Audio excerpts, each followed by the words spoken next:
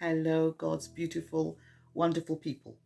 Pastor Lola Gordon here again. I haven't been with you for a while, so I decided to just share a thought really about leadership. I was reading 1 Samuel 15, and I'll just paraphrase it. I'm not going to read it, where Samuel was saying to Saul that because of the sin of Agag the king and their people, God was saying that he needed them to be, and I like the word in King James, it says utterly destroyed, and to utterly destroy them. And Samuel told this to Saul, the king, the leader, and he went, and what did he do? He saved Agag the king. He saved the best of the cattle and the sheep and the oxen, because he said his excuse was because he wanted to sacrifice them unto the Lord. But that wasn't what, as a leader, that wasn't, as a king, that wasn't what the Lord told him, was it?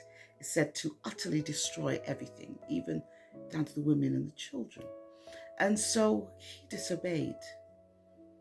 And then it came to the point where Samuel came along, and you know the story, where Samuel said, well, if you had, I've obeyed what you told me, I've done what God's told me to do, Saul said. And Samuel said, well, if that's the case, how come I hear the bleating of the sheep?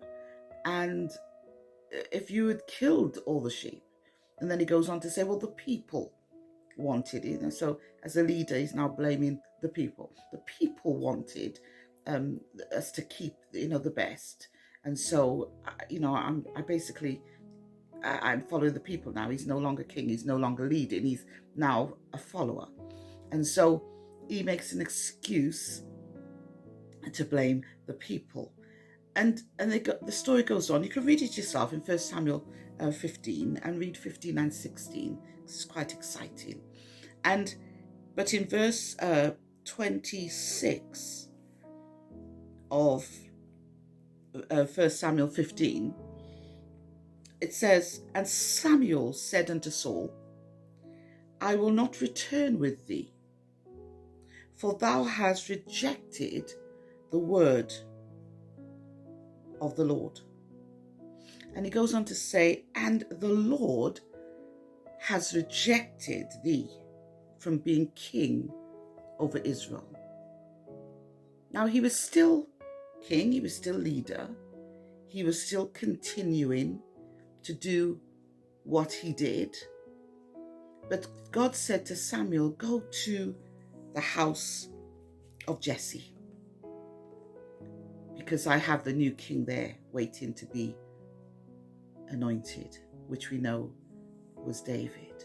I'm not going to go into chapter 16, but as a leader, the point I wanted to make is, are we leading, but yet the Lord has rejected us, and he's already sent his prophet to anoint someone else in our stead, but we're still doing what we think is right to do?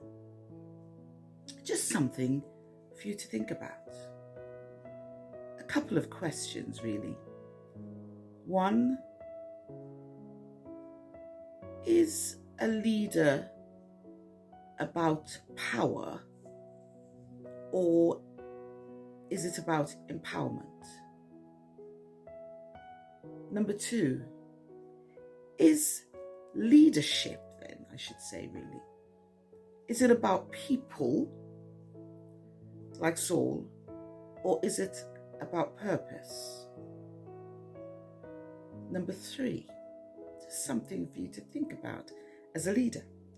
Is leadership about manipulation, threatening people, forcing people, oppressing people, blaming people, basically controlling people? Or is it about humble service?